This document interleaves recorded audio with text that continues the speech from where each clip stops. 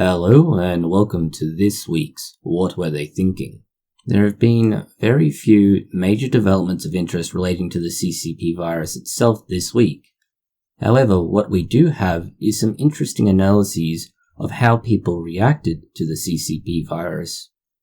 Let's begin with the first and most interesting of them.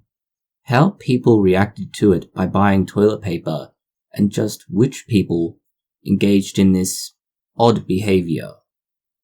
Early analyses of people involved in this shopping spree targeting toilet paper and leading to the great shortage of 2020 were likely to be presenting with a variety of personality traits. 3 of them were almost universal. They were emotionality, conscientiousness, and fear. Those 3 traits were more pronounced in this sample than the rest of the population. The study is relatively recent and relies on a survey of 1,000 adults spread across 35 countries. It was conducted by a group of researchers from the University of Munster, the Max Planck Institute for Evolutionary Anthropology, and the University of St. Gallen in Switzerland. This sort of behavior is not the first time it's been seen, as there was a similar incident 50 years ago in response to news reporting about Japan. But it's worth looking at, understanding, and realizing that, yes, it was stupid, but there is an underlying basis for it, and it may have been more well-meaning than people expect and understand. While speaking about developments and events around the CCP virus, a new vaccine is being stockpiled in the UK. More than 2 billion doses of the Oxford University's coronavirus vaccine are being put in storage, or will be soon enough.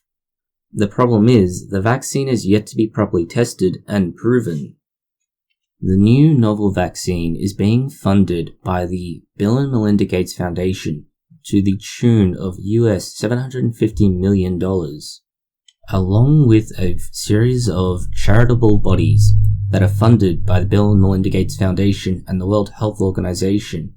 The company manufacturing the vaccine, AstraZeneca, has also entered into a partnership with the Serum Institute of India.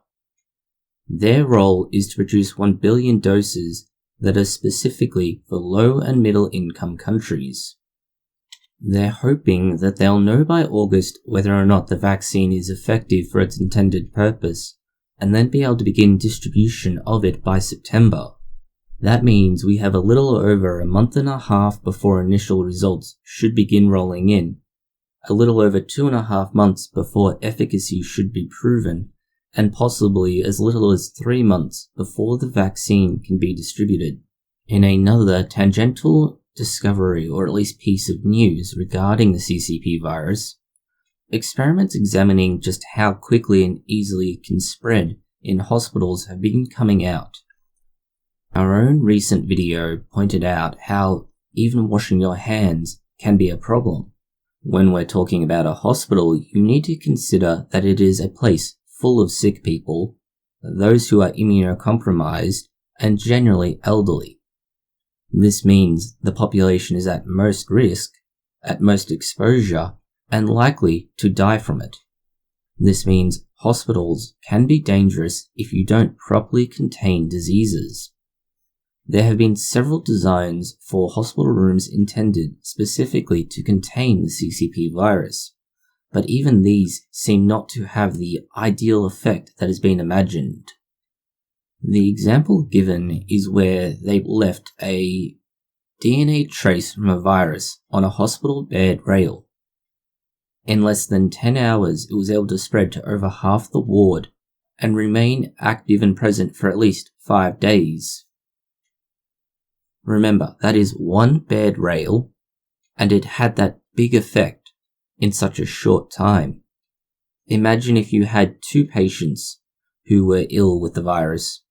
How quickly could they spread the disease? The researchers point out that they think that this is a gap in the cleaning protocols and policies of hospitals. They believe that the high-intensity cleaning of the quarantine-based rooms, being so different to the rest of the hospital, allows for anything that gets out of the isolation rooms to spread more freely.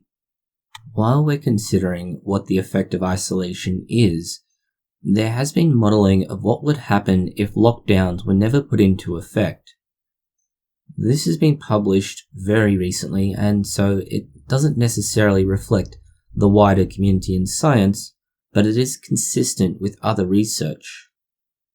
It had a look at more than 1,700 containment measures that were put into effect across 6 countries, these being the United States of America, China, South Korea, Italy, France, and Iran.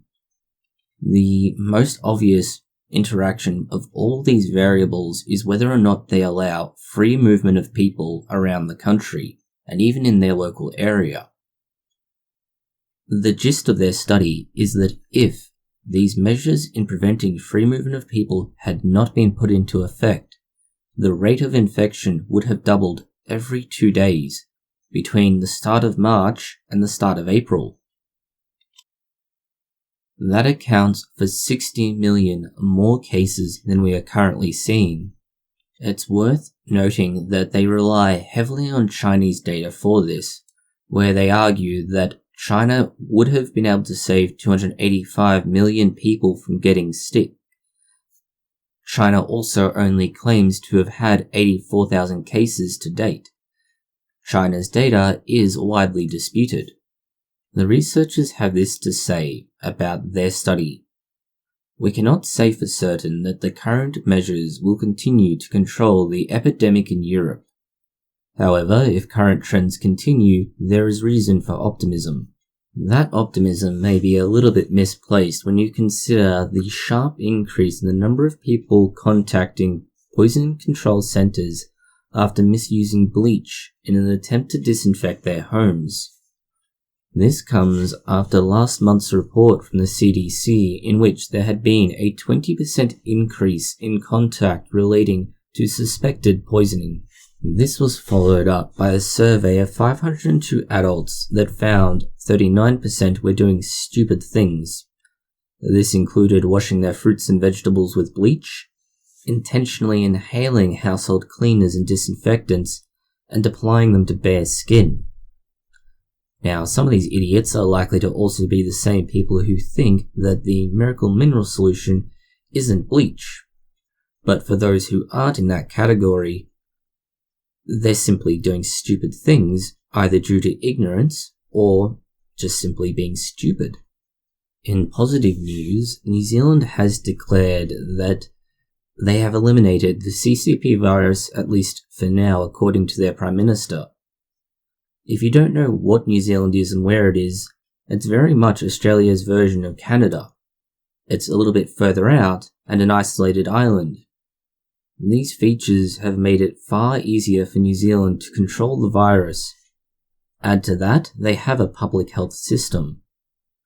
This has allowed them to control the spread of the disease, provide medical care, and ensure no new cases are introduced to the country. New Zealand itself has a relatively tiny population of under 5 million. New Zealand's recent success is important to note given the recent resurgence of a second wave or possible second wave in Singapore, Korea, and Australia.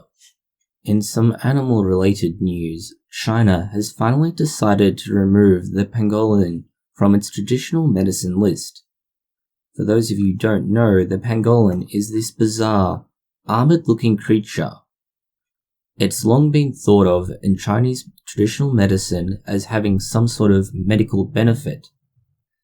This has led to it being trafficked very heavily for use in that particular field.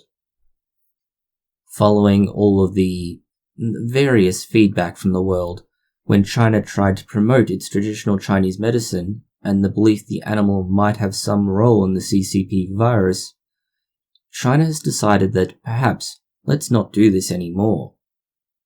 This comes out of the Chinese government's state-owned media, the Health Times. In an interesting piece of information, Business Insider has published an article describing how medical studies get published, and then they add why these studies don't get published in many cases. They go over the general process of vetting and then assessing a paper. how papers are then assessed by peer review and eventually published. For most of the audience of this YouTube channel, that process shouldn't be surprising, and we have several videos going over that.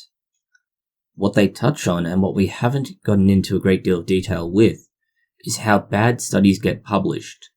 Not just published by predator journals, but published in reputable journals. They identify several of the bigger flaws, one of which is that articles can be sent for review by experts who do not have expertise in the field that they are reviewing for. This would be like asking a dairy farmer to look at a car engine and tell you what's wrong with it. They might have some idea, but they lack the knowledge to specifically identify and rectify the problem.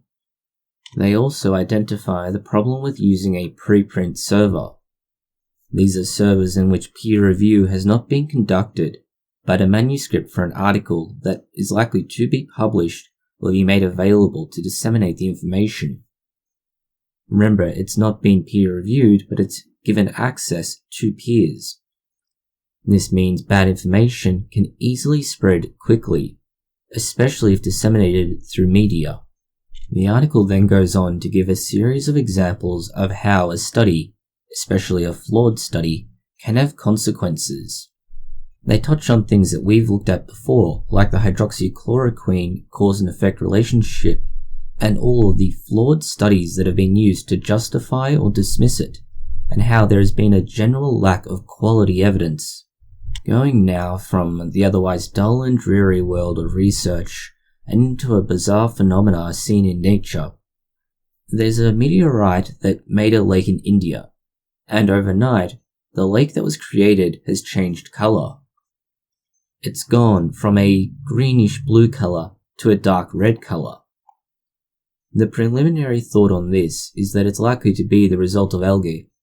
Finally, we have an interesting bit from archaeology. It's the discovery of an abandoned Roman town that was only able to be identified through the use of ground-penetrating radar. This site sits just 50 kilometers north of Rome itself. On the surface, there's very little that remains of it other than a few broken down walls and watchtowers. Despite this, it was a relatively well-established, bustling metropolitan centre. It had roofs, markets, temples, and more, all the hallmarks of a Roman settlement. It was able to be quasi-excavated using something called ground-penetrating radar. This is a device that sends radar signals into the ground and they bounce back, providing an indication of how deep something is and how dense that something is. In this case, the way it can be used is walking the device or having it behind a large vehicle and dragged over the land. This allows it to scan a wide area to quite a depth. This then gives you an idea of the structures and layout of a building, or in this case, a whole city. The applications of ground-penetrating radar are not limited by this alone. They can be used in many locations, but there are some in which it will not work. Stony soil and clay-rich soil being two examples, due to how it affects the radar beam. Those are all the news items we have for you this week. Hopefully you found them interesting. Thank you for watching, and if you have found it interesting, consider liking, sharing, and subscribing. Please post any comments, questions, or suggestions below.